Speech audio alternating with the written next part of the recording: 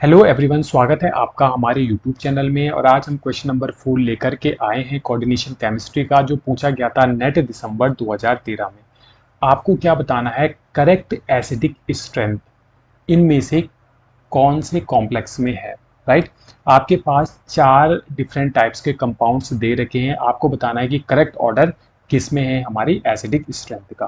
तो सबसे पहले थोड़ा डिस्कस कर लेते हैं भाई, एसिडिक स्ट्रेंथ का मतलब क्या है। ठीक है, एसिडिक स्ट्रेंथ का मतलब कि जो H प्लस आयन को आसानी से डोनेट कर देता हो। हम बात कर रहे हैं मेटल कॉम्प्लेक्स आयन की। मान लो यहाँ पे मेटल है, राइट। इस मेटल के साथ जुड़ा हुआ मेरा ऑक्सीजन और ये है मेरा वाटर का मॉलिक्यूल। ठीक है, H2O जुड़ा हुआ है, क्योंकि सारे के सारे अगर हम कॉम्प्लेक्स को देखें तो वहाँ पे वाटर मॉलिक्यूल है। एक्वा कॉम्प्लेक्स हमारे यहाँ पर है, तो एक्वा कॉम्प्लेक्स इस प्रकार से होगा। ठीक है, एक मैं यहाँ पे दूसरा ड्रॉ कर देता हूँ इस प्रकार से। अब मैं इस मेटल के ऊपर +2 ऑक्सीडेशन स्टेट और इसके ऊपर +3 ऑक्सीडेशन स्टेट लिख रहा हूँ। राइट। अब मैं कहता हूं कि आपके पास ये है मेरा ऑप्शन ए और ये है ऑप्शन बी। इन दोनों में से ज़्यादा एसिडिक स्ट्रेंथ किसकी होगी, तो आप क्या कहोगे। देखो, जिसके ऊपर +3 ऑक्सीडेशन स्टेट है वो क्या करेगा, उसके पास ज़्यादा पावर होगी किसकी, इलेक्ट्रॉनों को अपनी ओर अट्रैक्ट करने की। वो ऑक्सीजन से इलेक्ट्रॉनों को अपनी ओर अट्रैक्ट करेगा। और ऑक्सीजन किससे करेगा, ऑक्सीजन डेफिनेटली हाइड्रोजन से करेगा। जिसके कारण क्या होगा कि हाइड्रोजन एंड ऑक्सीजन का बॉन्ड वीक हो जाएगा, क्योंकि इलेक्ट्रॉन की डेंसिटी ज़्यादा ऑक्सीजन की ओर आ जाएगी, जिससे बॉन्ड वीक हो जाएगा और ये हाइड्रोजन आसानी से यहाँ से रिमूव हो जाएगा। तो हम कह सकते हैं कि एक्वा कॉम्प्लेक्स जो है उनकी जो एसिडिक नेचर होता है, एसिडिक नेचर जो होता है वो डायरेक्टली प्रोपोर्शनल होता है चार्ज के। इसके डायरेक्टली प्रोपोर्शनल होता है चार्ज, कि भाई जितना ज़्यादा चार्ज होगा उतना ज़्यादा हमारी एसिडिक नेचर होने वाली है, उतनी आसानी से H प्लस आयन निकल जाएगा।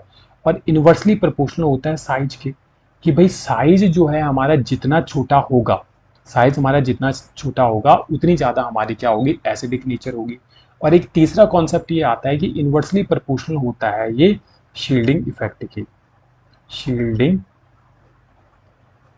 इफेक्ट के। अब ऐसा क्यों होता है, देखो शील्डिंग इफेक्ट, अगर मैं एस की शील्डिंग इफेक्ट का ऑर्डर लगाऊं, ठीक है, तो सबसे ज़्यादा शील्डिंग इफेक्ट किसका होता है, एस का होता है, फिर पी का होता है, फिर डी और लास्ट में होता है एफ का। अगर मैं पी और डी की बात करता हूं जो हमारे इस क्वेश्चन में भी इन्वॉल्व होगा, तो पी की शील्डिंग पावर ज़्यादा है। यानी कि मान लो ये पी ऑर्बिटल है, यहाँ पे इलेक्ट्रॉन्स हैं और ये मेरा मेटल है। मेटल के पास कोई चार्ज है, मान लो +2 का चार्ज है, ठीक है। और यहाँ पे ऑक्सीजन है, ऑक्सीजन के पास हाइड्रोजन लगा हुआ है इस प्रकार से।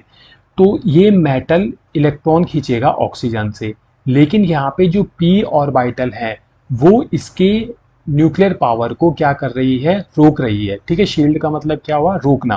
तो इसके न्यूक्लियर पावर को रोक रही है, तो वो उतनी आसानी से यहाँ से इलेक्ट्रॉनों को नहीं खींच पाएगा। लेकिन अगर यहाँ पे डी ऑर्बिटल होती, दूसरा मेरा है उसका भी +2 ऑक्सीडेशन स्टेट है, तो ये उतना ज़्यादा शील्ड नहीं कर पाएगा, तो ये आसानी से ऑक्सीजन से इलेक्ट्रॉनों को खींच पाएगा। और जितनी आसानी से इलेक्ट्रॉनों को खींच पाएगा ऑक्सीजन से, उतना ही ऑक्सीजन हाइड्रोजन से खींचेगा और ये बॉन्ड वीक होगा और ये आसानी से निकल जाएगा। तो शील्डिंग इफेक्ट जितना कम होगा, शील्डिंग इफेक्ट जितना कम होगा, एसिडिक पावर भी उतनी ही ज़्यादा होने वाली है। तो ये 3 चीज़ें आपको ध्यान में रखना है। और अब हम डेफिनेटली अपने क्वेश्चन को आसानी से सॉल्व कर सकते हैं। ये सब मैं यहाँ से इरेज कर देता हूँ। उम्मीद है ये जो कॉन्सेप्ट मैंने आपको बताया ये आपके समझ में आ गया होगा। तो वीडियो को पॉज कीजिए और इस क्वेश्चन को फटाफट से सॉल्व कीजिए। आसानी से आप इस क्वेश्चन को सॉल्व कर पाओगे। देखो, सबसे पहले हम कंपाउंड ए की बात करते हैं, सॉरी ए वाले ऑप्शन की बात करते हैं। यहाँ पे देखो H2O6 H2O6 H2O6 सेम है, ठीक है। हम केवल मेटल आयन की बात करते हैं। यहाँ पे है Al+3 में है, Fe+3 में है और Fe+2 में है, और ये इसने ऑर्डर लगाया गया है। तो क्या ये पॉसिबल है, तो हमारा क्या कहता है भाई, एसिडिक नेचर डायरेक्टली प्रोपोर्शनल है चार्ज के। लेकिन यहाँ पे क्या है, Fe2+ को इसने ज़्यादा एसिडिक बता दिया है, तो ये क्या हो जाएगा, गलत हो जाएगा, रॉन्ग हो जाएगा। तो पहला वाला तो हमारा आंसर नहीं होगा।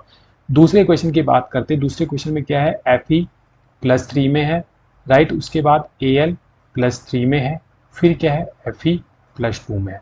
तो ये भी नहीं होने वाला है। क्यों, क्योंकि यहाँ पे +2 है और यहाँ पे क्या है, +3 है। तो ये भी हमारा गलत हो जाएगा। तो इस प्रकार से देख रहे होंगे 2 ऑप्शन हमारे एकदम कट हो गए, बस एक छोटा सा कॉन्सेप्ट हमने देखा। ठीक है, अब बात करते हैं ऑप्शन 3 की। ऑप्शन 3 में क्या है, एक है Fe+2, फिर है Fe+3 और फिर है Al+3। अब यहाँ पे आप देख रहे होंगे Fe+2 Fe+3 दोनों के दोनों सेम है।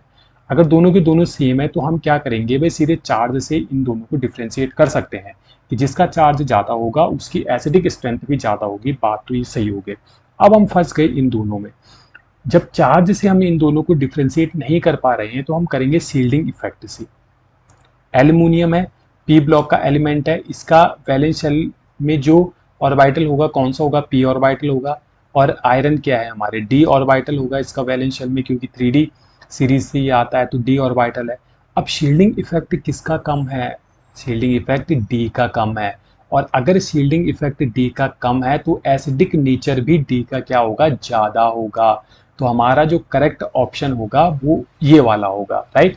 तो हम कह सकते हैं कि हमारा करेक्ट ऑप्शन कौन सा होगा भाई, तीसरा वाला तो नहीं होने वाला है क्योंकि इसने Al को ज़्यादा दे दिया है, जबकि Al का शील्डिंग पावर तो ज़्यादा होता है और Fe3 का शील्डिंग पावर कम होता है। तो जिसका शील्डिंग पावर कम उसकी एसिडिक स्ट्रेंथ ज़्यादा। तो ऑप्शन 4 हमारा करेक्ट हो जाएगा। क्यों, क्योंकि यहाँ पे है Fe+2, फिर दे रखा है Al3+ और लास्ट में है Fe+3। उम्मीद है ये क्वेश्चन आपको समझ में आया होगा और इस प्रकार के ही क्वेश्चन हमारे एग्जाम में पूछे जाते हैं। और अभी तक आपने यदि हमारे चैनल को सब्सक्राइब नहीं किया है तो प्लीज़ हमारे चैनल को लाइक शेयर एंड सब्सक्राइब जरूर कीजिएगा। मिलते हैं नए वीडियो में नए कॉन्सेप्ट के साथ, तब तक के लिए नमस्कार।